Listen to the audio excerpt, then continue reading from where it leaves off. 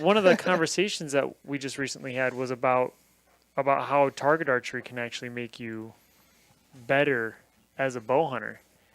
So I guess what's your thoughts on that, Dan? What was fill us in a little bit on our conversation and your thoughts on that. Much as we talked about how target archery teaches people what exactly a good shot is, and if you make mistakes, you're able to identify the mistakes. And once you start shooting target archery more, your mistakes start getting smaller and smaller. Like your bigger mistakes are smaller than they were whenever you started. Absolutely.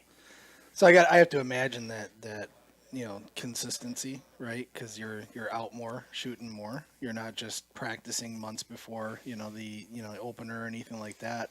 Obviously technique too, right? Absolutely. So Well, it's not only that. When you're competing, you imagine when a buck walks out, your heart starts pumping and pounding, and you're like, oh my gosh, and trying not to screw anything up.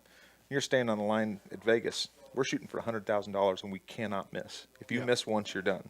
So the feeling you get standing on the line at Vegas, getting ready to shoot that first arrow, is exactly the same feeling you get when a buck walks out. You figure out how to shoot while you're scared. how to get in that zen moment. Absolutely. Well, not necessarily. It's figuring out how to shoot, knowing that your heart rate's going to be elevated, knowing you're going to be nervous, and knowing your body well enough to figure out how to shoot under that kind of pressure. So what do you do? I mean, in those moments, like, are you talking to yourself? Like, I got this? Or like, what is your process in those moments? Process is the key right there. So it's all the practice you do getting ready for tournaments, you're developing and ingraining a process in your head and in your body.